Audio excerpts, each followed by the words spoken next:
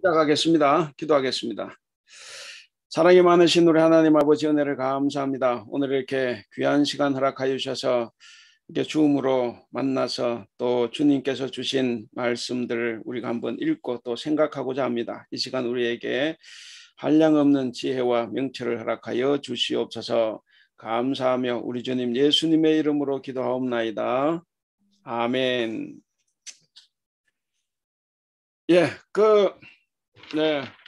오늘 이제 사실 오늘 이거 사사기 공부하면 사사기 전체 공부한 거나 마찬가지예요.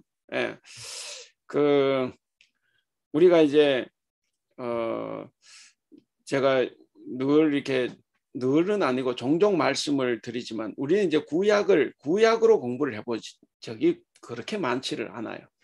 그래서 이제 그 구약에 들어가서 구약을 공부하면 우리가 생각했던 것하고 자꾸 달라져요. 그래가지고 이제 뭔가 마음에 이렇게 뭔가 시원치 못한 데가 많은데, 근데 이제 깨닫고 나면 굉장히 마음이 이렇게 시원해집니다. 그래서 오늘 여러분들이 마음이 시원해질 수 있기를 이제 바라겠습니다. 사사기는 오늘 이제 제목이 하나님이 쓰시는 사람들이 다 정상적인 사람이었나, 이거예요. 우리에게도 굉장히 중요한 주제입니다. 정상적인 사람만 쓰셨다고 하면 이게 우리가 이제 하나님께 쓰임 받을 수 있는 기회가 그만큼 줄어들죠. 하나님은 야곱과 같은 사람, 태어나면서부터 죽을 때까지 사람 속이고 이렇게 했던 그런 야곱과 같은 사람도 하나님이 이제 쓰시죠. 불러 쓰시는데, 그래서 하나님이 쓰셨던 사람은 우리가 생각할 때 다 학식이 높고 무슨 가문이 좋고 뭐 그런 사람이라기보다는 그렇지 않은 사람이 훨씬 많아요. 그리고 하나님께서 선택하신 나라도 보잘것없는 이 이스라엘, 원래 히브리 떠돌이거든. 떠돌이. 이 떠돌이들을 하나님께서 선택하신 거죠. 우리가 이제 그것을 우리가 오늘 한번 공부하면서 한번 느껴볼 수 있으면 좋겠습니다. 여러분 혹시 사사기가 쓰인 목적이 뭔지 아세요? 전 여러분 당연히 모를 거라고 전제하고 지금 이야기를 합니다. 사사기가 쓰인 목적은 사사기 중간중간에 보면 유명한 구절이 나오죠. 왕이 없으므로 사람이 자기 소견에 옳은 대로 행하니라, 이런 말이 두 번, 세 번 이렇게 나오죠. 우리가 생각할 때는 왕이 없으므로가 아니라 하나님이 없음으로 하거나 하나님의 말씀을 듣지 않음으로 이래야 되는데 왜 왕이 없음으로 이렇게 하겠습니까? 그 뭐냐면 왕제도가 왜 생겨났느냐를 가르쳐주는 책이 사사기예요. 원래 하나님은 왕제도를 싫어하셨죠. 다 아시는 대로 왕제도를 싫어하셔서 사사제도를 허락하셨지 않습니까? 그 사사는 뭐냐면 하나님의 직접 통치예요. 그런데 이제 사사들이 개판을 치니까 백성들이 늦게는 우리도 왕을 달라 이렇게 되지 않습니까? 우리도 왕을 달라.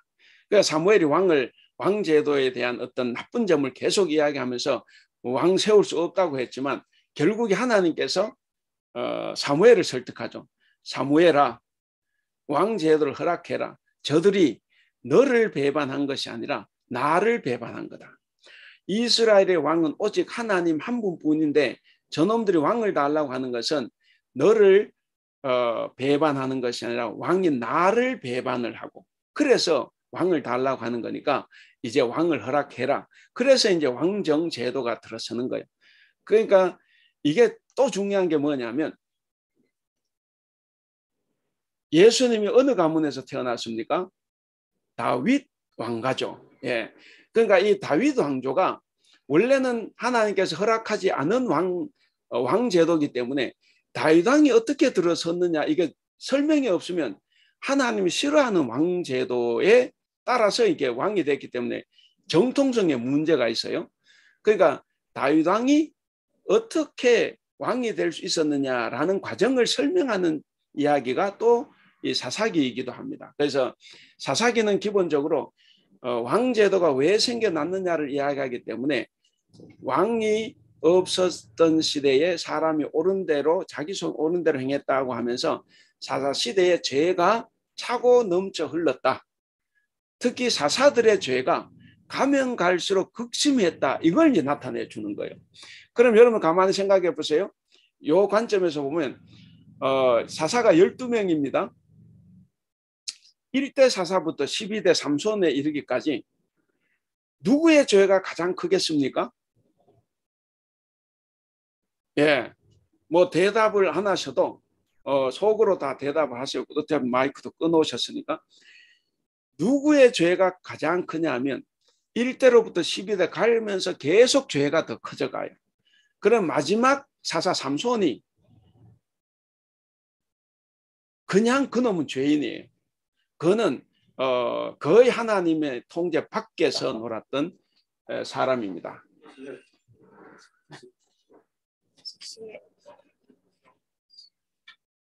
이제 볼까요? 그래서 이제 우리가 이제 왜 제가 이게 좀 초반에 이게 충격적인 여러분 충격일 수가 있어요. 왜 이야기하냐면 우리가 사사 그럴 때 다 사사가 좋은 사람으로 생각합니다. 삼손도 막 이렇게 해서 막 좋은 일 했고 기돈도 뭐 다 좋은 일 했고 이렇게 생각하기 때문에 근데 그렇게 되면 이 사사기가 쓰여진 목적하고 전혀 달리 가는 거예요. 그래서 사사는 1대 사사 가장 옳은 사사였어요. 그리고 가면 갈수록 사사들의 죄가 넘쳐나서 결국에는 왕정 제도로 가지 않으면 안 될 정도로 하나님께서 왕정 제도를 허락하지 않을 수 없을 만큼 사사들이 개판을 쳤다는 거예요. 그래서 이제 이 사사기가 있는 겁니다. 자, 그리고 또 하나 사사기 들어가기 전에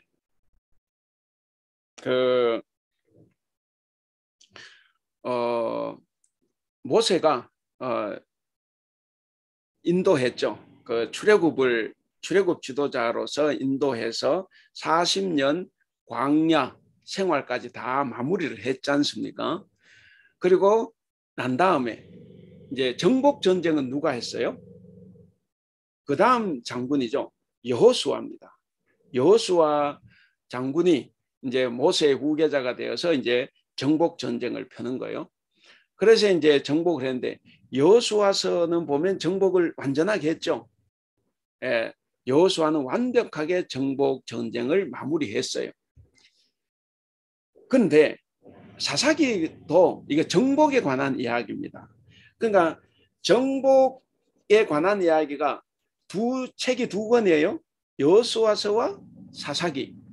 근데 여호수아는 완벽하게 정복하고 여호수아가 죽었는데 그랬는데 아니 여호수아가 죽고 난 다음에 이 사사기를 보니까 정복을 거의 못했어요. 정복 못한 데 많죠. 정복을 너무 못했다고. 그럼 왜 여호수아서는 정복을 완벽하게 한 것처럼 그렸나? 아니 자기가 완벽하게 했으면 여호수아가 죽고 난 다음에 이 땅에 이것들이 있으면 안 되죠. 그 가나안 족속이. 근데 가나안 족속이 너무 많아요. 그럼 이게 도대체 뭘 이야기하는 거예요? 우리가 이제 그런 의문을 가져볼 필요가 있는데 제가 전에도 말씀드렸지만 우리가 학교에서 국어책을 공부할 때는 다 정상적인 사고를 가지고 공부를 하는데 성경은 정상적인 사고를 안 합니다. 그냥 읽어버려요. 그냥 여호수아는 여호수아, 사사는 사사고 그냥 다 따로따로 생각을 하고 여는 정복 못했네, 힘드네, 그리고 전 정복했네, 그냥 그러고 넘어가는 거예요. 왜?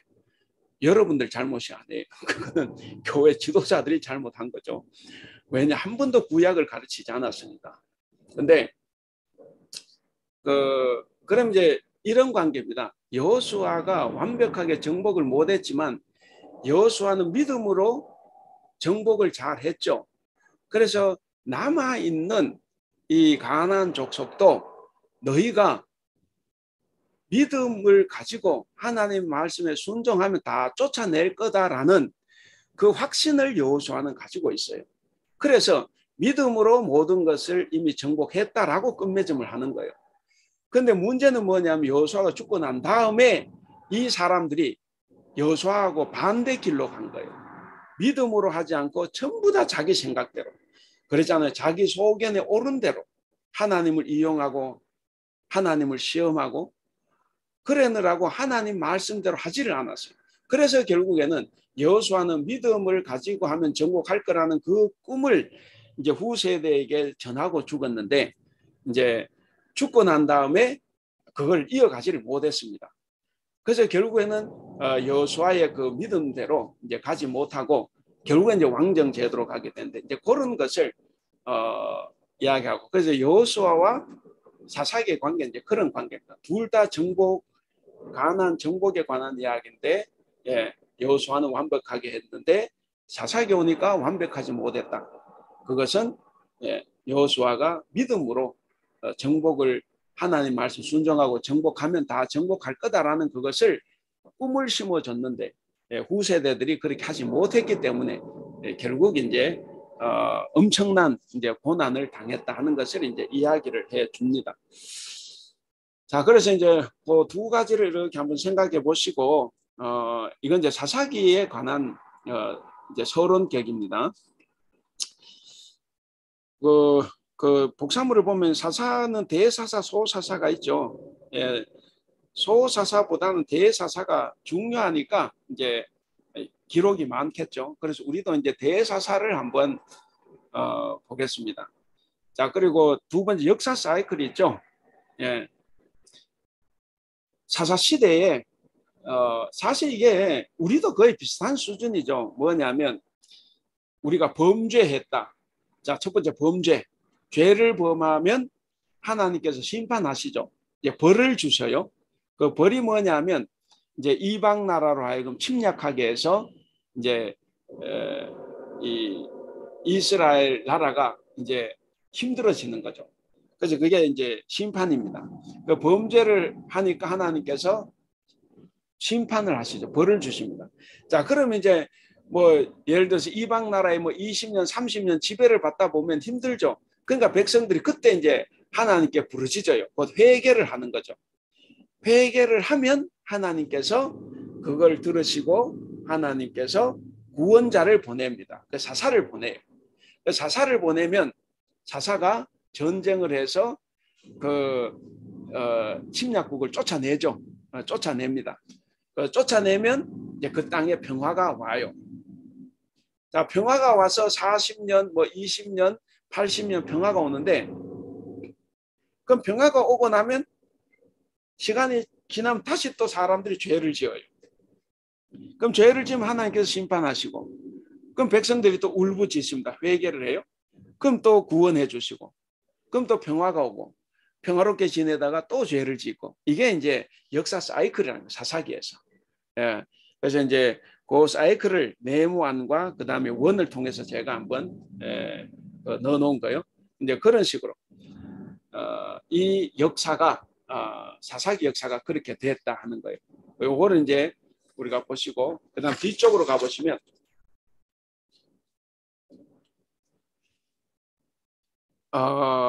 역사 사이클이 이렇게 원형으로 이렇게 되어 있는데, 근데 실제로 그렇게 원으로 돌아가지를 않아요. 예를 들면 가다가 백성이 회개를 안 해. 회개를 안 하니까 이게 동그라미가 안 되죠. 또 회개는 했는데 사사는 지 마음대로 세워. 하나님 세우는 게 아니라 저가 마음대로 사사를 세워요. 그러니까 뭔가 빠져. 그리고 백성들이 뭐 울부짖는 게 없을 수도 있고, 하나님께서 구원자를 안 보낼 수도 있고, 또 그 나라의 쉼이 평안이 없을 수도 있고, 그러니까 이게 돌아가지 않는 건데, 그게 이제 보면 나옵니다. 자, 그 이쪽에 자, 이러한 구조로 전개하는 사사 시대 역사는 이스라엘의 불신앙과 불충에도 불구하고 하나님과 맺은 계약은 파기될 수 없는 언제나 유효한 것임을 말해준다. 그러니까 인간은 불순종하고 불충해도 하나님은 계속해서 내가 너희의 하나님이다 하는 이 계약을 파기하지 않아요. 인간은 파기했을지라도 하나님은 파기하지 않으시고 계속 유효하다는 것을 이 사사기를 통해서 말을 해줍니다. 또한 하나님의 처벌은 이스라엘을 멸망시키기 위한 것이 아니라 그들을 하나님께로 돌아오게 하기 위한 것이다. 이건 이제 중요하죠. 하나님께서 심판하고 벌을 주실 때, 징벌을 하실 때는 멸망시키기 위한 것이 아니라 이제 살려주시기 위해서 하시는 방법이다 하는 거죠. 하나님께서 당신께 불충한 이스라엘을 위해 매번 사사를 세워주시는 이유는 계약에 충실한 분이기 때문이다. 그래서 하나님은 이스라엘이 곤경에 처해 부르짖을 때 구원 활동을 펼치는 분이다. 예, 그 하나님은 계약에 충실해. 인간이 자꾸 어겨서 그렇지. 하나님은 계약에 충실하시기 때문에 이스라엘이 힘들다고 부르짖으면 하나님은 구원해 주십니다. 그리고 두 번째, 이방 신들을 앞세운 가나안 족속들과의 싸움에 직접 나서서 승리로 이끄는 분이시다. 여호와의 영이 임했다고 하지 않습니까? 하나님이 그 싸움에 직접 개입을 하셔서 이제 승리로 이끈다. 바로 이렇게 하나님은 계약에 충실한 분이라는 거예요. 오늘날 우리도 마찬가지죠. 우리가 죄를 짓고 하나님은 벗어난다고 해도 하나님은 우리를 여전히 사랑하고 계신다는 거예요. 그래서 우리가 언제든 그걸 알면 다시 회개하고 돌아오는 것이 대단히 중요한 부분이다 하는 것을 생각을 할 수 있습니다. 그래서 끝에 보면 이처럼 하나님 야훼께서는 우상들과 비교할 수 없는 절대 권능의 하나님이시다. 예. 근데 인간은 자꾸 바알과 아세라를 섬겨서 자꾸 죄를 범하는 거죠. 하나님이 절대 권능을 가지고 있음에도 이 이스라엘 백성들 끊임없이 그 범죄라는 것이 뭐냐면 두 가지입니다. 종교적으로 바알과 아세라 이방신을 섬기는 것이고, 그 다음에 이제 뭡니까? 사회적으로 보면 가난한 자를 착취하는 거예요. 근데 이제 여기서는 이제 사회적인 게 아니라 종교적인 것을 이야기합니다. 우상을 숭배하는 거예요. 자, 사이클에서 이탈, 근데 요게 이제 뭐 처음 보시니까 이게 조금 이게 뭔 표냐 어려울 수 있는데 잘 들어보세요. 아까 그랬잖아요. 사이클이 원으로 돌아가는데 이 원으로 돌아가지를 않아요. 예를 들어 1대 사사가 온니엘이죠. 온니엘은 정상적이다 그랬지 않습니까? 그러니까 사이클이 그대로 돌아가요. 백성들이 죄를 지었고, 그래 하나님께서 심판하시려고 대적을 보내셨죠. 그러니까 이제 3번에 이 사람들이 이제 대적의 심판을 당하고 나니까 이제 힘들죠. 그래서 부르짖어요. 곧 회개를 하는 거죠. 부르짖음 회개. 그러니까 하나님께서 사사를 세워줬어요. 그러니까 구원자를 세워주죠. 그래서 이 사사가 전쟁을 해서 적국을 몰아내고 그 땅에 평안, 쉼이 왔다. 이것이 이제 1대 사사는 정상적이기 때문에 그대로 돌아갑니다. 근데 2대 사사도 정상적이에요. 근데 이제 3대 사사부터 뭔가 X가 되죠. 하나씩 빠져요. 빠집니다. 그래서 구원자를 드보라는 하나님이 세우셨다는 말이 직접 나오지를 않아요. 다만 암시가 될 뿐이고 기드온도 마찬가지입니다. 근데 입단은 하나님이 세우지 않았어요. 인간들이 세웠고. 근데 곱하기가 점점 많아지죠. X가. 근데 X가 제일 많은 게 누구예요? 삼손이죠. 예, 그래서 삼손이 제일 나쁜 불충한 사사다 하는 걸 이제 볼 수가 있습니다. 그래서 이렇게 가면 갈수록 X가 빠져가지고 사이클에 자꾸 이탈을 하는. 그래서 나선형 원이 아니라 나선형의 구조를 이제 갖게 됐다 하는 것을 이제 이야기를 합니다. 요건 이제 조금 보시면 이제 이해를 할 수 있어요. 그 네모 밑에 우리 그 최경실 집사님 각각의 사이클이 한번 읽어주실래요? 각자의 사이클이 예상 패턴으로부터 어떻게 이탈하는지 면밀하게 살펴보면 사사시의 이야기들이 사이클대로 순환하는 것이 아니라 나선형으로 하강하고 있다는 결론을 내릴 수 있다.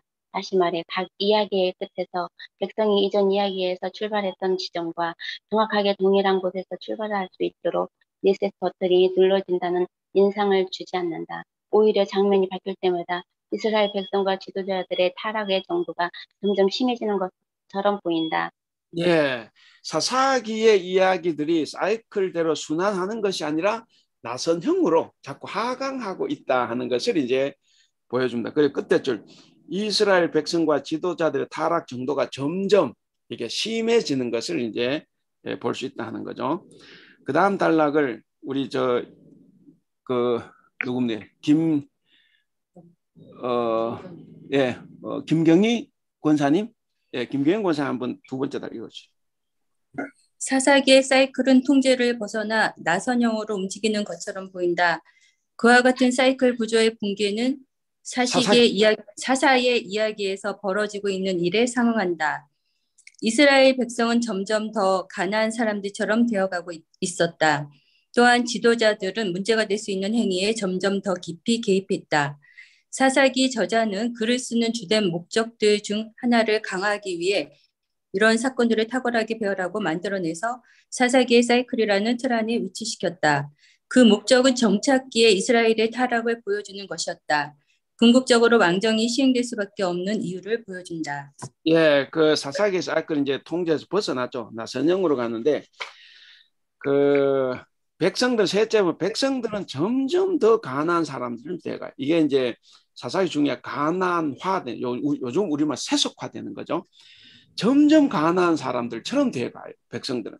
그 지도자들은 어떠냐? 사사들은 문제가 될 수 있는 행위에 점점 더 깊이 개입을 합니다.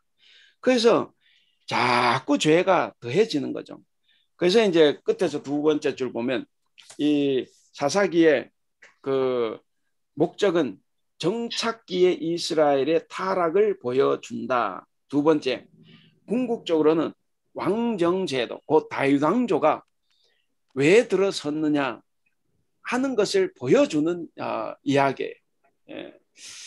자, 그래서 그런 것이 있고, 그래서 여러분도 그 한번 네모 안에 있는 것을 잘 한번 보시고, 자, 그럼 이제 3쪽에 보시면 이제 가나안화, 세속화. 요 부분을 한번 이렇게 가벼운 마음으로 즐겁게 보시기를 바랍니다. 예, 가나안화 제가 거기다 일부 세속화 그랬어요. 우리가 가나안화가 곧 세속화이기 때문에. 그래서 1장 1절부터 2장 5절이 이제 서론인데 이 서론에 보면 유다 지파 이야기가 나왔어요. 제가 성경 구절 일부 적었지 않습니까? 자, 여호수아가 죽은 후에 1장 1절 이스라엘 자손이 여호와께 여쭈었습니다. 여러분, 이거는 굉장히 좋은 상황입니다. 우리가 이 일이 있을 때 바로 여호와께 여쭙는 거예요. 이것이 이제 첫 질문입니다. 여호수아서에. 자, 첫 질문이 뭐였느냐? 우리 가운데 누가 먼저 올라가서 가나안 족속과 싸워야 됩니까? 이렇게 묻는 거예요. 그죠? 누가 12지파 중에 누가 올라가서 싸울까요? 아주 믿음이 좋은 상태입니다. 그때 하나님께서 이제 말씀을 하시죠. 말씀하시는데 여호와께서 이르시되 유다가 올라갈지라. 그러니까 유다 지파 보고 올라가라 그랬어요. 유다 지파 보고. 자, 그러면 보라 내가 이 땅을 그의 손에, 그러니까 유다 너의 손에 넘겨주었노라. 그러니까 사상 읽으면 자꾸 너희 손에 넘겨줬다 이런 말이 나오죠. 손에 넘겨줬다 자주 나와요. 사사를 세울 때마다. 그 손에 넘겨줬다 이 말은 승리를 약속하는 보장의 말씀입니다. 보증의 말씀, 승리를 약속하신 거고. 자, 그 유다가 올라갈지라 그러니까 3절에 어떻게 유다가 올라가죠. 자, 그런데 이제 세속화의 첫 증거가 하나 여기 나와요. 유다 지파가 싸우라 그랬으면 유다 지파는 바로 싸움하러 가야 돼. 그런데 바로 싸움하러 가지 않고 뭘 해요? 3절에 보시면 그의 형제 시므온에게 말을 하죠. 말을 해서 내가 제비 뽑아 얻은 땅에 나와 함께 올라가서 가나안 족속과 싸우자. 그러니까 하나님은 유다 네가 올라가라 그랬는데 유다 지파는 올라가기 전에 시므온 지파 보고 같이 올라가자 이렇게 된 거예요. 이게 대단히 협력하고 좋은 거다 그러면 사사기에서는 그걸 이야기하는 게 아니에요. 그래서 이거 뭐냐 나와 함께 올라가자 이 말은 불신에서 나오는 불순종입니다. 하나님께 불순종하는 거예요. 그래서 이제 이게 사사기에서 뭘 이야기하냐면 시작부터 이스라엘에서는 그 이스라엘 신앙에는 벌써부터 문제가 있다 하는 것을 지금 이야기를 합니다. 자, 그래서 이제 시므온과 함께 올라가요. 싸우러 갑니다. 3절 이야기입니다. 그러고 난 다음에 4절 이제 어쨌든 하나님께 약속해 주셨기 때문에 그를 이 유다 지파 손에 넘겨주시죠. 그래서 어떻게 싸움이 아주 결과가 좋죠. 10,000명을 죽이고 5절에 또 죽이니 그랬지 않습니까? 그러니까 대성을 거둬요. 자, 근데 6절이 이제 문제입니다. 자, 6절을 보면 이 대적을 그냥 죽이면 되는데 굉장히 잔인한 짓을 하죠. 그의 엄지손가락과 엄지발가락을 잘라요. 여러분 생각해보면 아무리 적국이라 그래도 하나님께서 이렇게 야비한 짓을 하라고는 이야기하지 않았어요.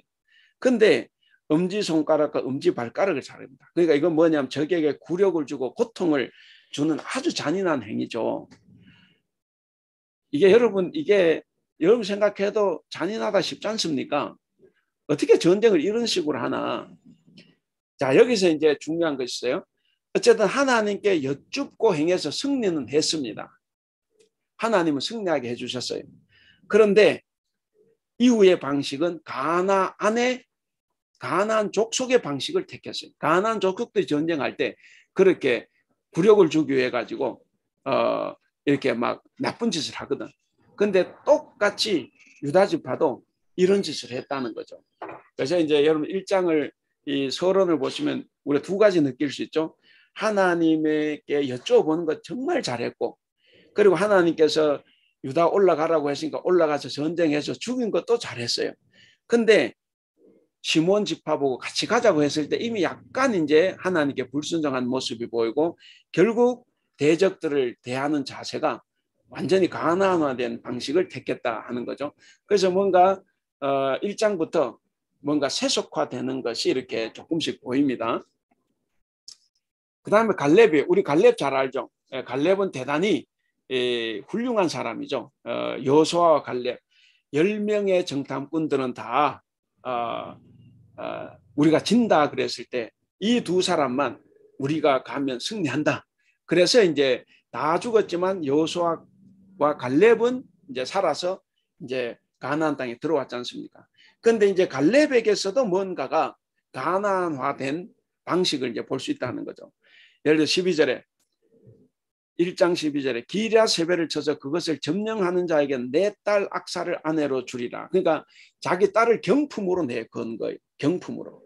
이게 이제 세속화된 방식이에요. 그 가나안화된 방식이라는 거죠. 그래서 이제 그 밑에 글도 보면 아시겠지만 여호수아는 전쟁을 앞두고 여호수아 4장에 나와요. 전쟁을 앞두고 하나님께 제사를 지내면서 언약을 다시 한번 확인을 했어요. 그리고 전쟁에 나갔는데 이 여호수아가 죽고 갈렙은 참 훌륭한 사람임에도 불구하고 하나님께 어떤 것을 한 것이 아니라 그 오히려 아내를 경품으로 거는 이런 가나안화된 방식을 이제 택했다 하는 거죠. 이제 이런 것이 이제 살짝 이제 보여요.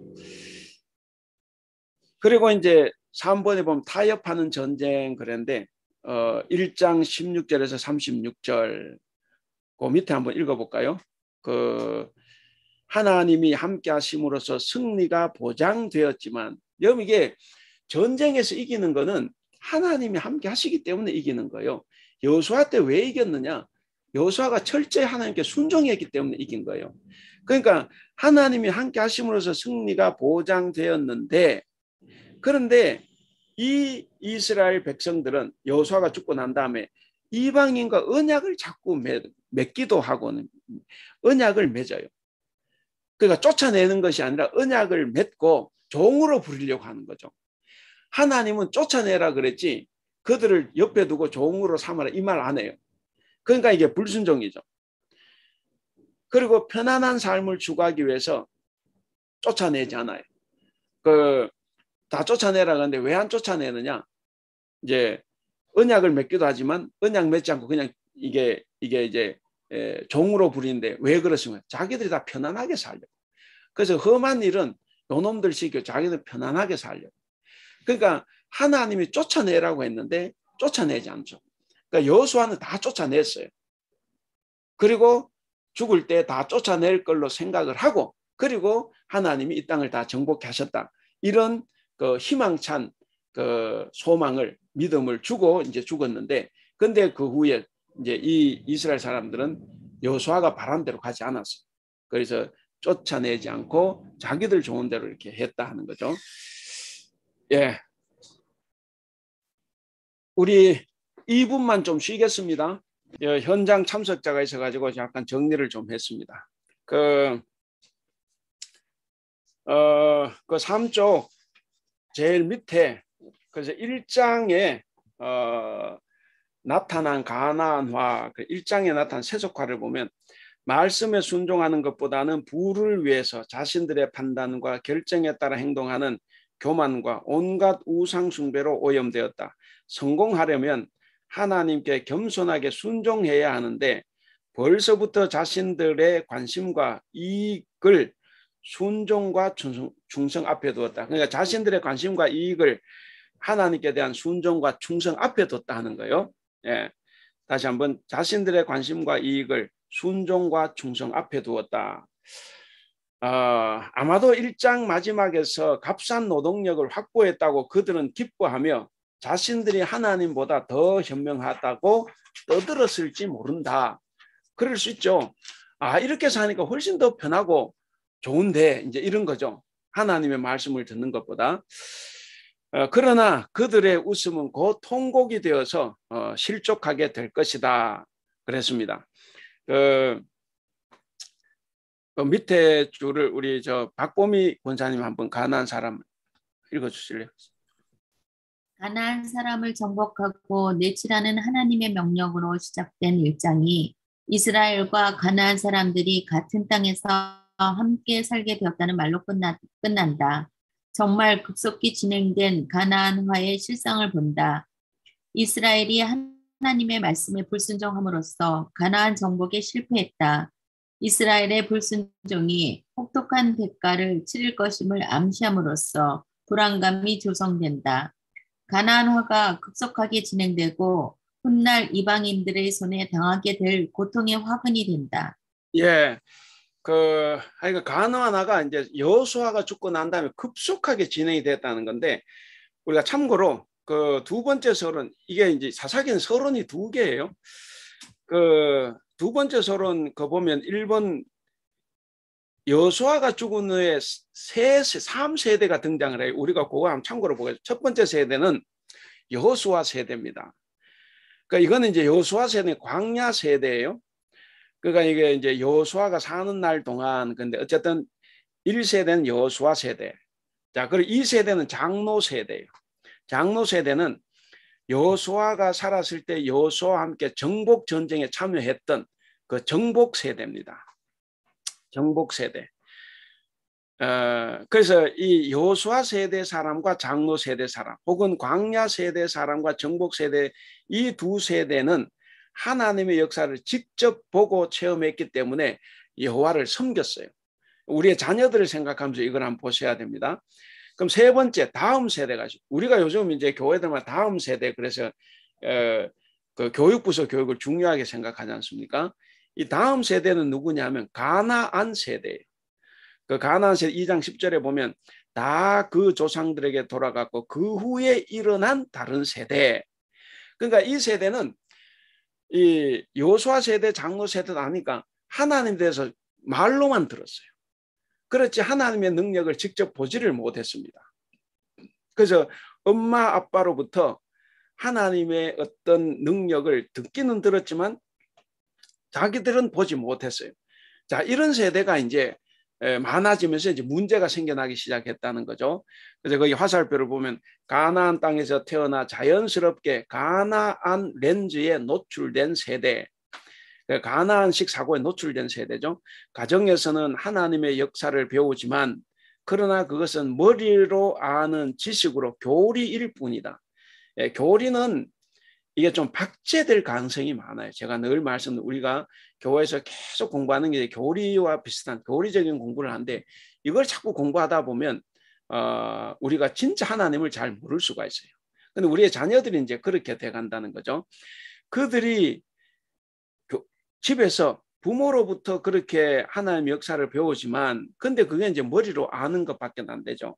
그래서 그들이 오히려 세상에 나가서 배우는 것은 이제 현실이죠.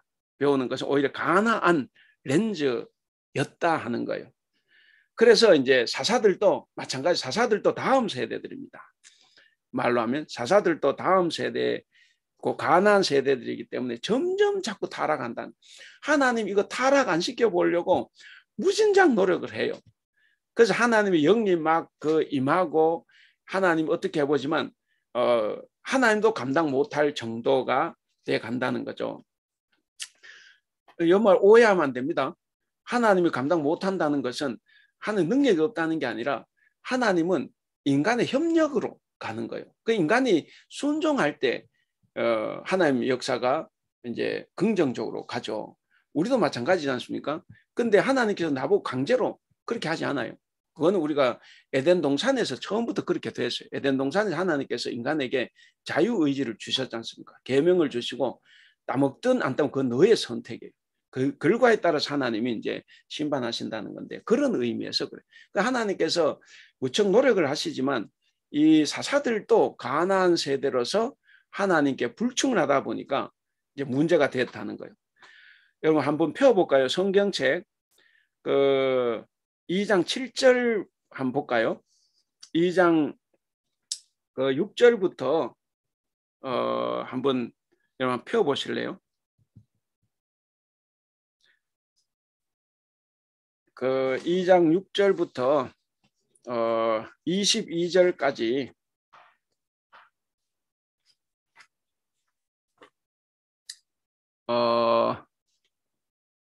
예. 6절부터 22절까지 우리가 한번 읽으면서 여러분 섬겼더라라는 말에 동그라미를 한번 쳐보세요. 섬겼다. 예, 거기 한번 동그라미를 쳐보시고. 죄송한데 제가 쭉 읽겠습니다.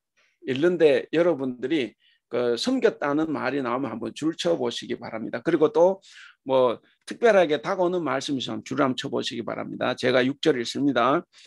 전에 여호수아가 백성을 보내매 이스라엘 자손이 각기 그들의 기업으로 가서 땅을 차지하였고, 백성이 여호수아가 사는 날 동안과 여호수아 뒤에 생존한 장로들 곧 여호와께서 이스라엘을 위하여 행하신 모든 큰 일을 본 자들이 사는 날 동안에 여호와를 섬겼더라.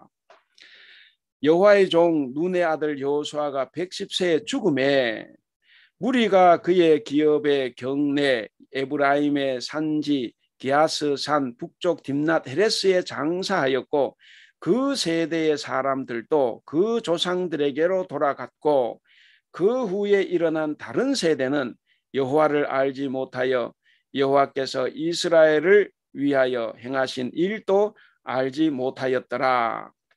자, 여기 보면 3세대가 나왔죠. 1세대는 7절에 여호수아가 사는 날 동안 그랬죠. 그러니까 그게 1세대입니다. 이어서 여호수아 뒤에 생존한 장로들, 그게 2세대예요. 예, 2세대. 이 사람들은 이제 7절 끝에 큰 일을 본 자들입니다. 큰 일을 봤다. 그래서 여호와를 섬겼고, 그 다음에 이제 9절 10절에 보면 그 조상들에게 돌아갔고 그 후에 일어난 세대 그랬죠. 그게 이제 3세대입니다. 이 그 후에 일어난 다른 세대는 여호와를 알지 못하며 여호와께서 이스라엘을 위하여 행하신 일도 알지 못하였더라. 자, 11절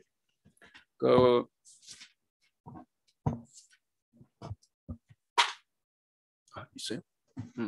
그 11절을 보시면 이스라엘 자손이 여호와의 목전에 악을 행하여 바알들을 섬기며 애굽 땅에서 그들을 인도하여 내신 그들의 조상들의 하나님 여호와를 버리고 다른 신들 곧 그들의 주위에 있는 백성의 신들을 따라 그들에게 절하여 여호와를 진노하게 하였으되, 곧 그들이 여호와를 버리고 바알과 아스다롯을 섬겼으므로 여호와께서 이스라엘에게 진노하사 노략하는 자의 손에 넘겨주사 그들이 노략을 당하게 하시며, 또 주위에 있는 모든 대적의 손에 팔아 넘기심에 그들이 다시는 대적을 당하지 못하였으며, 그들이 어디로 가든지 여호와의 손이 그들에게 재앙을 내리시니 곧 여호와께서 말씀하신 것과 같고 여호와께서 그들에게 맹세하신 것과 같아서 그들의 괴로움이 심하였더라. 여호와께서 사사들을 세우사 노략자의 손에서 그들을 구원하게 하셨으나 그들이 그 사사들에게도 순종하지 아니하고 오히려 다른 신들을 따라가 음행하며 그들에게 절하고 여호와의 명령을 순종하던 그들의 조상들이 행하던 길에서 속히 치우쳐 떠나서 그와 같이 행하지 아니하였더라. 여호와께서 그들을 위하여 사사들을 세우실 때에는 그 사사와 함께 하셨고 그 사사가 사는 날 동안에는 여호와께서 그들을 대적의 손에서 구원하셨으니 이는 그들이 대적에게 압박과 괴롭게 함을 받아 슬피 부르짖음으로 여호와께서 뜻을 돌이키셨음이거늘 그 사사가 죽은 후에는 그들이 돌이켜 그들의 조상들보다 더욱 타락하여 다른 신들을 따라 섬기며 그들에게 절하고 그들의 행위와 패역한 길을 그치지 아니하였으므로 여호와께서 이스라엘에게 진노하여 이르시되 이 백성이 내가 그들의 조상에게 명령한 언약을 어기고 나의 목소리를 순종하지 아니하였은즉 나도 여호수아가 죽을 때에 남겨둔 이방 민족들을 다시는 그 앞에서 하나도 쫓아내지 아니하리니 이는 이스라엘이 그들의 조상들이 지킨 것 같이 나 여호와의 도를 지켜 행하나 아니하나 그들을 시험하려 함이니라. 자, 이렇게 이야기했습니다. 자, 여러분들 섬겼다 그 말씀 봤죠? 예, 우리 복사물에 물론 제가 요약해서 적었습니다. 그 두 번째 보면 서론에서 섬기다의 변화. 자, 첫 번째 누구를 섬겼어요? 7절에서는 여호와를 섬겼죠. 자, 그런데 두 번째, 세 번째, 네 번째, 다섯 번째는 뭘 섬깁니까? 섬기는 대상이 달라지고 더 극심해져요. 자, 보시면 11절에서는 바알을 섬겨요. 근데 13절에 바알 외에 하나 더 생기죠. 바알과 아스다롯을 섬깁니다. 그러다가 네 번째가 또 더 섬기죠. 이제 집합적으로 다른 신들을 섬겨요. 하나님을 섬기다가 바알 한 놈 섬기다가 그 다음에는 바알과 아스다롯 두 놈을 섬기다가 그 다음에 아예 다른 신들을 막 섬겨요. 그러다가 마지막 다섯 번째 어떻습니까? 막 아들, 딸 막 이게 이방 민족 막 결혼까지 하잖아요. 막 그렇게 해서 이 딸들이 다 신을 또 가지고 오죠. 그러니까 그들의 신들을 섬겼다. 그러니까 이게 하나님을 섬긴 이 민족이 가면 갈수록 이게 이제 우상을 더 많이 섬기는 이제 이런 게 되는 거죠. 이게 이제 서론의 이야기입니다. 이 서론이 뭐겠습니까? 앞으로 본론에 들어가면 이게 이제 어떻게 더 죄악이 심해졌느냐를 이제 가르쳐 주는 이야기죠. 예, 그런 거예요. 그래서 이제 하나님께서 이런 이스라엘 백성들을 보셨을 때 이 마음이 어땠을까 하는 거 우리가 충분히 생각해 볼 수가 있습니다. 이게 서론이에요. 예, 서론에서 이 사사기의 전반적인 이런 행태를 이제 말을 해줍니다. 그리고 이제 그 세 번째는 보면 사사들 중에 4명의 사사가 여호와의 영을 받아요. 여호와의 영을 받으면 좋죠. 여호와의 영은 뭐냐면 우리가 성령을 받는 거지 않습니까? 내가 이제 뭐 권사로, 장로로, 안수집사로 혹은 목사로 이렇게 임직을 받을 때 받는 그 순간에 성령이 여호와 영이면 여기서 여호와 영이라는 것은 직분을 감당할 수 있는 능력이에요. 우리가 그전에도 성령 받았지만 특별히 이제 임직식을 할 때 하나님의 영이 임하기를 바라는 것은 뭐냐면 성령이 아니라 그 성령께서 함께 하셔서 내가 직분을 감당할 수 있는 힘, 이것이 이제 임하는 것이 이제 영이에요. 그 여기서도 이제 여호와 영임인데 첫 번째 온니엘입니다. 자, 온니엘 우리가 뭐 마이크는 꺼져 있지만 꺼진 상태로 우리 다 같이 한번 거기 나오는 말씀 3절 다 같이 읽어보겠습니다. 시작. 여호와의 영이 그에게 임하셨으므로 그가 이스라엘의 사사가 되어 나가서 싸울 때에 여호와께서 메소포타미아 왕 구산 리사나임을 그의 손에 넘겨주심에 온니엘의 손이 구산 리사나임을 이기니라. 아까 그랬잖아요. 온니엘이 1대 사사잖아요. 첫 번째 사사. 첫 번째 사사는 굉장히 정상적이라 그랬죠. 완벽한 사사입니다. 이 사사의 모델이에요. 그러니까 하나님 영이 임했을 때 어떻게 됐습니까? 사사가 됐죠. 사사가 되고 바로 싸웠죠. 바로 싸움합니다. 아까 우리가 서론에 봤을 때 유다 지파는 뭐였어요? 하나님께서 싸우라 그랬는데 이 시므온 지파 같이 가자 이래고 그 뜸을 들였지 않습니까? 그건 이제 잘못된 거예요. 그래서 싸웠고 그 바로 가서 싸우니까 하나님께서 그 메소포타미아 구산 일사다임을 이제 온니엘 손에 넘겨주신 거예요. 그래서 이제 이긴 거죠. 그러니까 그 5쪽에 여호와의 영이 임하고 난 다음에야 전쟁터로 나갈 수 있었고 하나님의 대적을 넘겨주셨기에 하나님의 대적을 넘겨주 승리할 수 있었다. 이게 이제 정상적인 모델입니다. 그래서 1대4사 온니엘은 정상적인 모델을 우리에게 보여주는 거예요. 자, 그런데 이제 그 다음 이제 기드온이죠. 자, 기드온 때 가면 이게 뭔가 좀 이상하게 바뀌는 부분이 있어요. 예. 기드온이 이제 그 5대4사인데 요거는 저 한번 우리 반주미 권사님 그 마이크를 켜시고 한번 그 6장 34절 33 읽어 주실래요? 여호와의 영이 기드온에게 임하시니 기드온이 나팔을 불매 아비에셀이 그의 뒤를 따라 부름을 받으니라. 기드온이 또 사자들을 온 므낫세에 두루 보내매 그들도 모여서 그를 따르고 또 사자들을 아셀과 스불론과 납달리에 보내매 그 무리도 올라와 그를 영접하더라. 기드온이 하나님께 여쭈되 주께서 이미 말씀하신 같이 내 손으로 이스라엘을 구원하시려거든 보소서 내가 양털 한 뭉치를 타작마당에 두리니 만일 이슬이 양털에만 있고 주변 땅은 마르면 주께서 이미 말씀하신 같이 내 손으로 이스라엘을 구원하실 줄을 내가 알겠나이다 하였더니 예, 이후의 내용을 보면 그렇게 했더니 또 반대로 또 이야기하죠. 예, 그 반대로 이제 뭐 이야기하는데 어쨌든 자 여기 보면 우리가 한 가지 제가 질문을 하겠습니다. 대답을 해보세요. 그 마이크 꺼놨으니까 여러분 대답해도 안 들리니까 그냥 대답을 하세요. 자, 하나님의 영이 임했으면 바로 전쟁하러 가야 되죠. 근데 기도는 뭐 했습니까? 두 가지를 하죠. 첫째는 35절에 자기 사자를 보내 온 이스라엘 다 보내가지고 군대를 모집을 해요. 이거 왜 군대 모집합니까?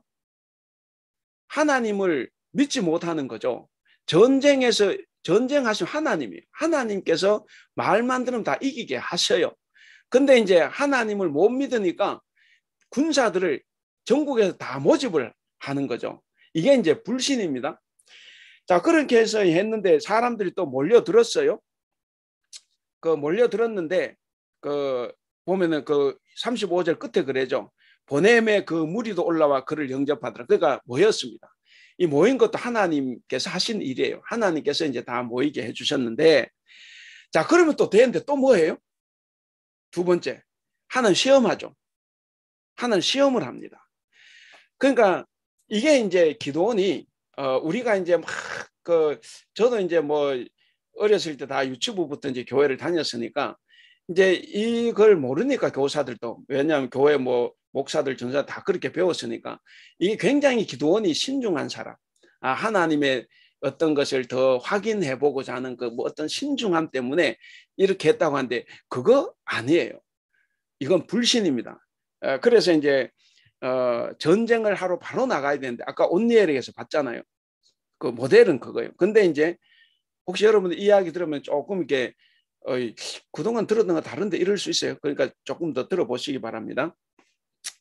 자, 거기 밑에 방갈로 1번에 33절에서 35절의 핵심. 성령의 인도를 받은 후에 곧장 전쟁하기까지 많은 계산과 망설임이 있는 거예요. 이 기도원에게. 그래서 그 네무안처럼 사사기에서 여호와의 영이 내리거나 사로잡힌다는 것이 반드시 좋은 상황만을 전제하는 것은 아니에요. 성령을 받았다. 여호와 영이 임했다는 4명이고 총 6번이 나타나는데 오직 온니엘에게서만 정상적으로 활동을 합니다. 근데 이제 삼손이 이제 가장 형편없는 사사인데 어쨌든 그거는 미리 보시고, 자, 그다음 두 번째, 하나님의 영으로 옷을 입히신 기도는 변화가 없어요. 아까 말 사자를 두루 보냈다, 그거죠. 그리고 두 번째 점 보시면 기드온에게는 많은 수의 군대가 필요했다. 이것은 하나님의 전쟁을 수행하면서 하나님을 의지하기보다는 자신의 안전망을 구축하는데 더 관심이 많았어요. 더 웃긴 거는 그 위에 그 말씀을 보시면 그 37절 끝에 내 손으로 그랬잖아요. 그 동그라 줄 쳐놨죠. 내 손으로 이스라엘. 얘는 자기가 영웅이 되는 것을 원해요. 이제 앞으로 보면 압니다. 얘는 계속 자기가 영웅이 되기를 바라요. 그러니까 하나님이 무슨 이스라엘 구원하시는 줄 알았다. 보통 이렇게 해야 정상인데 이거는 자기가. 그래서 군대가 더 필요한 거죠. 3번. 여호와 영임하면 온니엘처럼 바로 전쟁터로 가야 한다. 그러나 기드온은 소명도 깨달았고 영도 입었지만 하나님을 전적으로 신뢰하지 못하고 증표를 요구했다. 영이 사람을, 아까도 말씀드렸잖아요. 영이 사람을 잡아도 사람이 협조하지 않으면 효과가 없다는 거죠. 그 다음에 4번을 이제 최경실 집사님 다시 한번 4번 읽어주시네요. 기드온의 징표 요구는 4. 기드온의 징표 요구는 하나님의 뜻을 확실히 분명하기 위함이 아니다. 하나님이 약속을 지키지 않으실까 봐 하는 불신에서 요구한 것이다. 즉 기드온의 징표 요구는 여호와께서 과연 구원하실지 여부를 확신하기보다 내 손이라는 표현대로 자신이 이스라엘을 구원할 수 있는지에 대한 확신을 필요로 했다. 여기서 하나님 거기 보시면 기드온의 징표 요구는 이제 불신이다 하는 거죠. 그 하나님 뜻을 분별하기 위해서 그렇게 한 것이 아니고, 그래도 그렇게 했다 하면 그래도 괜찮은데 그렇게 한 것이 아니라 하나님이 약속을 지키지 않으실까 봐. 그래서 자기가 전쟁이나 이기지 못하면 자기가 영웅이 못 되지 않습니까? 자기 손으로 이길 수 없거든. 그러니까 이제 그 불신에서 이 징표를 요구를 한 거예요. 그러니까 신앙심에서 요구한 것이 아니라 불신앙에서 요구한 거다 하는 거죠. 왜냐하면 기드온의 그 이후의 이야기를 봐도 이제 다 그렇게 됩니다. 그래서 거기 이제 6쪽에 두 번째 단락. 여기서 하나님의 관심과 기드온의 관심 확실히 달라요. 하나님의 관심은 바알이 아닌 여호와 하나님만이 참신이고 이스라엘을 구원할 능력이 있는 분이심을 드러내시려고 하죠. 그런데 기드온은 자기 중심적인 사고를 벗어나지 못하고 있습니다. 하나님보다 자신이 하나님이 약속하신 대로 영웅이 될 수 있는지에 더 관심을 가져요. 그래서 비록 하나님이 자기를 사사로 세웠고 영을 입혀주셨지만 그렇게 전쟁했다가는 자기가 영웅이 안 될까 봐 그래서 자기 손으로 구원할 수 있는 어떤 것을 자꾸 보여달라. 여러분 다음에 보면 이 아비멜렉이라는 왕이 나오죠. 그 누굽니까? 형제 70명을 죽이고 왕이 되는 게 바로 기드온의 그 아들이지 않습니까? 왜냐면 지가 아버지 다 봤거든. 아버지가 그렇게 자기 왕이 되고 싶어 했고 말은 왕이 안 되고 싶어 했지만 왕이 되고 싶어 하고 그런 삶을 살았기 때문에 결국 자기가 죽었을 때 자기 아들들 70명이 그냥 한 바위에서 다 죽임을 당할 정도로 일어났죠. 그러니까 기드온은 하나님보다 자신이 영웅이 되는 것에 더 관심이 많았습니다. 그래서 기드온은 사실 전쟁을 앞두고 하나님과 자신이 서로 기싸움을 하는 거예요. 누가 주도권을 잡느냐. 그러니까 자기가 주도권을 잡아야 되겠다 하고 지금 싸우는 겁니다. 자, 그것이 이제 기드온에게 임한 여호와의 영이에요. 그 다음 세 번째는 이제 우리가 이제 굉장히 관심을 가질 수 있는 부분입니다. 입다예요. 입다. 자, 29절에 31절 우리가 마이크는 켜져 있지 않지만 우리 같이 한번 읽어보겠습니다. 시작. 이에 여호와의 영이 입다에게 임하시니 입다가 길르앗과 므낫세를 지나서 길르앗 미스베에 이르고 길르앗의 미스베에서부터 암몬 자손에게로 나아갈 때에 그가 여호와께 서원하여 이르되 주께서 과연 암몬 자손을 내 손에 넘겨주시면 내가 암몬 자손에게서 평안히 돌아올 때에 누구든지 내 집 문에서 나와서 나를 영접하는 그는 여호와께 돌릴 것이니 내가 그를 번제물로 드리겠나이다 하니라. 여러분 어때요? 자, 기드온 이거 보통 기드온의 입다의 서원이라고 하는데 자 여기도 여호와 영임했어요. 여러분 그 앞부분을 읽어보시면 입다는 하나님이 세운 사사가 아니에요. 하나님이 세운 사사가 아니라 길르앗 장로들이 세웠어요. 그 길르앗 장로들이 세운 그 사사들 유일하게 하나님이 세우지 않은 사사가 이제 입다입니다. 길르앗 장로들이 이제 자기들의 욕심에 따라서 이제 하나님께 묻지 않고 자기들이 이제 이 입다를 세웠죠. 그럼에도 불구하고 하나님은 입다에게 영을 부어 주셔요. 왜 그렇습니까? 하나님은 그래도 이스라엘 구원하셔야 되니까. 그래서 하나님이 정말 마음이 태평양이라는 겁니다. 아마 제 같았으면 내가 세우지 않았으니까 패해버리고 다른 사사를 세울 수 있죠. 그런데 하나님께서는 입다에게 영을 입혀 주셨습니다. 그러니까 사사의 직무를 수행할 수 있는 능력을 주셨어요.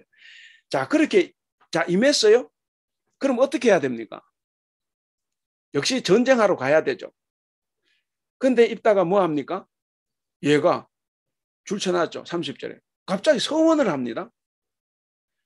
서원 왜 해요? 이기게 해달라고 서원하는 거 아니에요. 근데 이미 여호와 영이 임했어요. 그러니까 이미 승리는 보장이 되어가 있어요.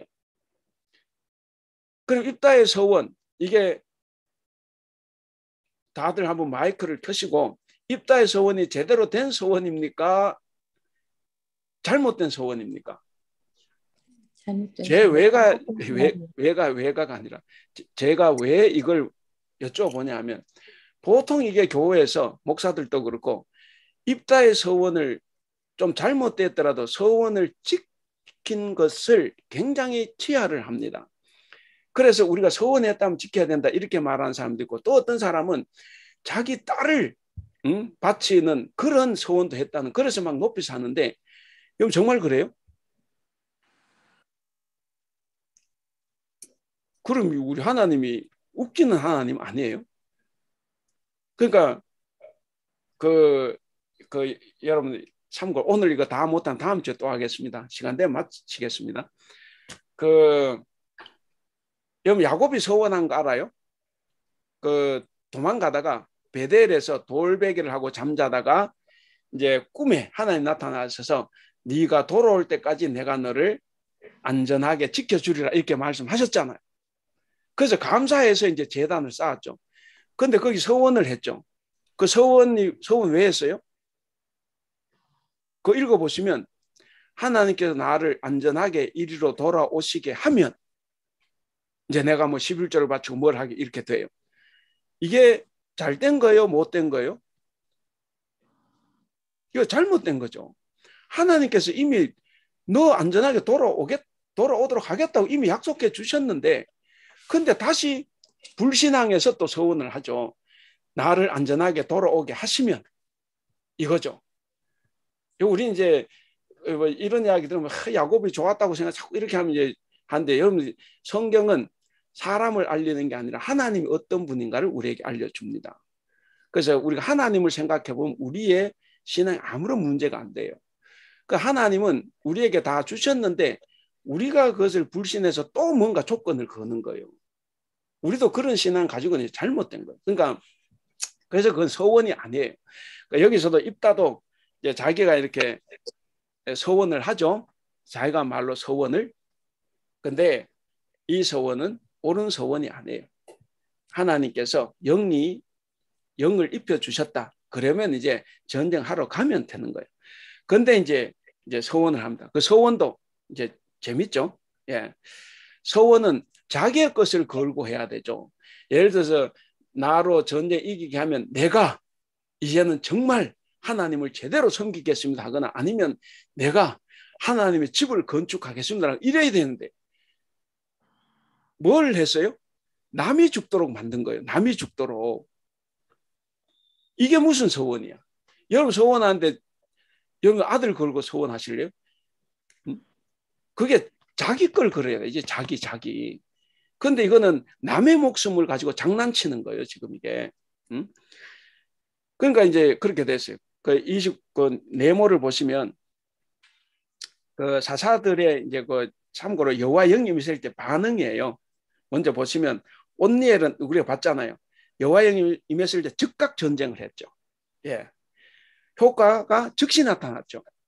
즉시 승리했습니다. 결과 구원에 성공했어요. 온전한 구원입니다. 그런데 기드온 여호와의 영이 임하자 즉각 의심을 합니다. 그래서 시험하는 방법을 고안을 해내요. 그러니까 효과는 지연이 돼. 왜냐 빨리 전쟁하면 되는데 자꾸 이제 늦춰지죠. 그리고 그는 여전히 두려움에 휩싸여 있어요. 결과 구원은 성공하지만 백성들은 우상 숭배를 합니다. 입다 여호와의 영이 임했는데 즉각 의심을 해요. 똑같이. 근데 승리 보장 확보 방안을 궁리를 합니다. 하나님이 승리하게 하겠다 그랬는데 얘는 의심을 해서 승리를 보장받을 수 있는 어떤 그런 것을 자기가 뭔가 받으려고 해요. 그래서 효과는 뭐 별로 없어요. 그 성리 기록이 없습니다. 그런데 결과는 어쨌든 부분적으로 성공하지만 폭력으로 나타납니다. 이제 자기 딸도 이제 죽였죠. 그리고 자기를 반대했던 지파 하나를 뭐 전멸시키다시피 그 전쟁을 했는데 결국 자기 동족을 죽이는 이런 일을 하는 거예요. 삼손 여호와의 영이 임했는데 반응 하나도 없어요. 얘는 아예 반응조차를 하지 않아요. 그러니까 삼손에게 영이 3번 임했는데 아무런 영향을 못 미칩니다. 삼손에게서는 어떤 영향도 나타나지 않아요. 결과 그냥 통제불능이에요. 삼손은. 이게 이제 여호와 영이 임했다고 하는 이 4사람에게 이제 보이는 것이고, 그래서 사사기의 전반적인 특징은 점진적인 쇠퇴입니다. 쇠퇴. 다시 여러분들 이거 꼭 기억해야 됩니다. 이게 잘 그렇더라도 이게 사사기는 왕정이 왜 들어섰느냐? 사사 시대가 개판이었고 사사들이 개판을 쳤기 때문에 백성들이 견디다 못해서 우리에게도 왕을 달라. 그래서 결국 왕정이 섰고 다윗 왕조가 생겼다는 거예요. 그것을 왜 왕정 제도가 생겼느냐를 이야기하는 거기 때문에 당연히 사사들의 그 잘못, 죄가 너무 많아서 그렇다는 이야기를 하는 겁니다. 그래서 이제 사사기의 전반적인 특징은 점진적인 쇠퇴를 이야기합니다. 두 번째, 여호와의 영은 효과적인 힘을 발휘할 수도 있지만 그러나 자동적은 아니에요. 자동적이 아니라 인간의 협력, 인간의 신실함이 동반될 때 그때 가능한 거예요. 예, 우리가 교회에서 직분을 받으면 마찬가지지 않습니까? 내가 직분을 받았다고 해서 자동적으로 여러분 다 열심히 합니까? 아니에요.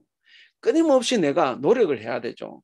내가 노력하고 하나님과 협력하려고 하고 정말 내가 끝까지 충성, 신실함을 보여야만이 내가 그 영이 내린 직분을 맡길 수 있는 능력을 가진 내가 할 수 있는 거죠. 자동적으로 이루어지는 게 아니라는 거예요. 사사기는 그걸 보여줍니다. 그래서 여호와 영이 임했다고 해서 다 좋은 결과 일어나는 것은 아니다 하는 거예요. 네 번째, 여호와 영을 받은 사람들의 행동이 시간이 갈수록 괴팍해진다. 통제불능의 삼손에게는 여호와 영이 3차례 임하지만 갈수록 통제불능이 되는 거예요. 계속해서 뭡니까? 요즘 우리 나쁜 말로 맨날 술 처먹고 여자도 자기 나라 여자 안 만나요. 전부 다 외국 여자만 만나요. 3명이 다 외국 여자죠. 그러고 사는 거예요, 그냥. 그가 도대체 사사인지를 알 수가 없어요. 이제 그런 것을 우리가 이제 봅니다. 그래서 입다에게 역시 하나님의 영이 임했지만 입다에게도 하나님의 영이 그렇게 크게 작용을 못해요. 그러나 전쟁에서는 이겼어요. 왜? 하나님께서 이기게 하시니까. 우리가 여기서 이제 또 하나 이건 꼭 기억해야 되는 것이 왜 그러냐면 이 성경 공부할 때나 이 한국의 목사 자꾸 그런 이야기 하기 때문에 입다가 서원했기 때문에 입다가 전쟁 이겼다 그래요. 그거 아니에요, 여러분. 다시 말씀드리죠. 입다가 서원했기 때문에 이겼습니까? 아니, 다시 묻겠습니다. 여호와의 영이 입다가 서원한 뒤에 영이 임했습니까? 아니면 여호와의 영이 입다가 서원하기 전에 임했습니까? 입다가 서원하기 전에 임했죠. 그러니까 서원하고는 아무 관계가 없어요. 서원하고 아무런 관계가 없습니다. 꼭 그 기억을 해야 돼요. 제가 자꾸 계속 말씀드립니다. 한국교회 자꾸 목사 자꾸 그렇게 가르쳐요. 서원했기 때문에 이겼다고 하는데 그게 아니에요. 서원하기 전에 여호와 영이 임했어요. 그래서 하나님은 그 서원과 관계없이 전쟁에서 이기게 했어요. 그걸 꼭 기억을 해야 됩니다. 그래서 이제 어쨌든 그 두 번째 6페이지 제일 밑에 10장 11절에서 16절에서 더 이상 하나님은 이스라엘을 구원하지 않겠다고 보세요. 하나님 다도 화가 나시니까 다시는 구원하지 않겠다 그래요. 그런데 또 마음 바꾸죠. 입단은 또 인간이 세웠을지라도 하나님 마음을 바꿔요. 여러분 제가 뭐 설교 시간에도 간혹 이야기하지만 하나님은 당신의 뜻을 바꿔요. 그런데 인간들은 이게 하나님 뜻이라고 절대로 안 바꿉니다. 그래서 교회 안에 맨날 싸움하고 이게 하나님 뜻이라고 싸워요. 그런데 정작 하나님은 당신의 뜻을 수도 없이 바꿉니다. 왜? 뜻을 안 바꾸면 인간이 다 죽으니까. 그래서 하나님 마음이 넓어요. 여러분 정말 우리가 하나님 뜻을 가지고 산다고 하면 우리도 그게 하나님의 말씀에 합당하다고 해도 내가 바꿀 수 있어야 돼. 교회의 평화를 위해서. 교회의 안전을 위해서. 우리 성도들의 어떤 신앙을 위해서 내가 한 발 물러설 수 있어야 돼. 바울도 그러지 않습니까? 우상에게 바쳐진 재물 이게 먹어도 되지만 사람들이 안 먹어야 된다 이렇게 생각하는 사람 있다면 바울이 안 먹는다 그러지 않습니까? 왜? 그 사람 실족해 할까 봐. 그러니까 우리가 때로는 우리가 하나님 뜻이어도 그게 사람을 살리는 일이고 교회를 화평하게 하는 거라고 하면 우리가 바꿔야 되죠. 왜? 하나님도 바꿔요. 그래서 하나님께서 꼭 본문을 읽어보시면 이제 잘 알 수 있는데 다시는 내가 구원하지 않겠다. 그래 놓으시고도 또 하나님께서 도와주십니다. 그래서 뭐 군사가 동원된 것 다 그리고 그 7쪽에 보시면 둘째 줄 그러나 그 서원을 깨고 구원의 손길을 보내셨다. 비록 입다가 사람의 손으로 사사가 되었지만 하나님께서는 거기에 관여하지 않으시고 구원의 도구로 삼으셨다. 정말 대틀입니다. 하나님은. 우리는 그거 하는 뜻이 아니야. 네가 세웠잖아. 치고받고 난리가 나죠. 근데 성경 읽어보면 하나님은 정말 태평양이에요. 그래서 제가 성경보다 그런 말씀인데 우리가 성경을 공부해서 하나님을 알면 우리가 뭐든 용서 못 해줄 것이 없어요. 근데 우리가 자꾸 교리만 알고 교리만 공부하다 보니까 이 자꾸 되고 안 되고 너무 분명해. 그 다 이렇게 정죄하고 싸우고 막 그렇게 하는데 그게 아니에요. 성경을 보면 하나님은 무수히 우리를 위해서 당신의 생각을 바꿉니다. 우리가 마칠 시간이 됐나요? 예, 1시 반이니까 오늘은 예, 죄송합니다. 원래 이게 하다 보니까 제가 빨리 끝내고 본론으로 가려고 했는데 오늘 요까지 하겠습니다. 그 영상들 한번 켜주실래요? 소리 한번 켜주실래요? 예, 얼굴도 이렇게 예, 굉장히 좋습니다. 예, 이제 다음 주에는 이제 서원부터 하겠습니다. 그래서 서원에 대해서는 한번 생각을 해보시고 요걸 보시고 한번 꼭 한번 읽어보시고 오시면 좋겠습니다. 예, 오늘 말씀 어떻게 들었습니까? 잘 들었습니다. 감사합니다.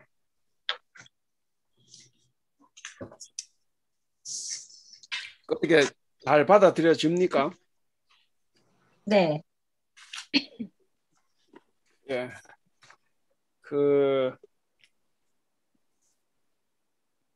특히 이제 입다 부분, 사실 이 대사사들에 대해서 여러분들 우리가 이제 생각을 이 공부를 통해서 좀 생각을 많이 이렇게 바꿀 수 있기를 바라요. 제가 뭐 사사들에 대해서 반감을 가진 사람은 아닙니다. 근데 성경이 쓰여진 목적이 있어요. 그 목적을 가지고 이렇게 보면 이 사사들이 다 죄가 자꾸 많아져요. 근데 우리가 이제 그걸 생각하지 않고 우리가 뭐 읽기 때문에 그냥 삼손 그러면 애들 다 삼손 본받고 싶어하고 막 그러잖아요. 막 이렇게 하고 기도원의 어떤 그런 거 다 그런데 그리고 입다 특히 서원, 자기 딸을 죽이면서까지도 서원을 실천해서 그래서 전쟁 이겼다 이렇게 되는데 그렇게 되면 안 돼요. 그거는 아닙니다. 우리가 봤듯이 여호와 영이 서원하기 전에 이미 임했어요. 그랬고 이제 서원할 때 좀 보겠지만 서원은 그렇게 남의 생명을 가지고 장난치는 게 아니에요. 지가 예를 들어서 내가 이기게 하시면 내가 목숨을 바치게 하시면 이건 되는데 왜 남 목숨을 왜 지가 바쳐? 그거는 이제 너무 아닌 거죠. 우리가 이제 그런 것들을 우리가 알아야 돼요. 그러면 하나님이 어떤 생각을 가지고 계시냐 이게 이제 우리가 중요합니다. 중요하고 그래서 다음 주에 다 보면서 또 한번 보도록 하겠습니다. 예, 그래도 이렇게 뭐 또 하실 말씀 한 말씀씩 하고 마칠까요? 이러면 또 다음에 안 들어오시나? 예, 예, 마칠까요 그럼? 네. 수고하셨습니다. 예. 수고하셨습니다, 목사님. 아이고 예 감사합니다. 그럼 다음 주에는 다 마치고 우리 한 말씀씩 하고 마치는 걸로 하겠습니다. 네. 예, 왜냐하면 이게 사사기가 중요하니까 혹시 이제 이해가 됐으면 이해가 됐고 혹시 못 됐으면 이렇게 또 다시 질문하고 그리고 이제 질문에 대한 답은 여기서 하기 힘들고 제일 좋은 건 이제 개인적으로 하는 것이 제일 좋아요. 이 시간 그래야 이제 이해가 되는 부분이 있으니까 혹시 이렇게 교회에 오셔서 주일날 언제든 혹시 이제 궁금하신 것이 같이 물으시고 저는 이제 여러분들 물어주시면 굉장히 저는 좋아요. 예, 아프지만 않으면 이제 제가 다 이렇게 대답을 하고 하는 게 좋으니까 꼭 그렇게 해주시면 좋겠습니다. 예, 오늘 수고하셨습니다. 기도하겠습니다. 사랑이 많으신 우리 하나님 아버지 은혜를 감사합니다. 오늘 사사기를 통해서 우리가 하나님의 마음을 또 살펴보고 또 우리의 신앙을 한번 돌아봤습니다. 하나님, 우리가 평소에 가졌던 우리의 신앙 지식, 신앙 상식과 또 우리가 좀 다르다는 것도 한번 살펴봤습니다. 하나님, 주님께서 주신 성경 말씀을 우리가 잘 깨달을 수 있도록 도와주시옵소서. 주님께서 주셨을 때 그 마음과 그 눈으로 우리가 성경을 읽게 하시고 그것을 통해서 우리가 어떻게 하나님을 섬겨야 할지를 잘 깨달을 수 있도록 도와주시옵소서. 오늘도 함께해 주신 것을 감사하며 우리 주님 예수님의 이름으로 기도하옵나이다. 아멘. 감사합니다. 감사합니다. 수고하셨습니다. 네, 식사 맛있게 하시고 다음 주는 계속 이걸로 하겠습니다. 네. 네. 그리고 한 가지 꼭 서원에 대해서 한번 생각을 해보시고 이렇게 관련된 성경 구절도 있으면 찾아보시고 그렇게 오시면 더 좋겠습니다. 예, 수고하셨습니다. 감사합니다. 감사합니다.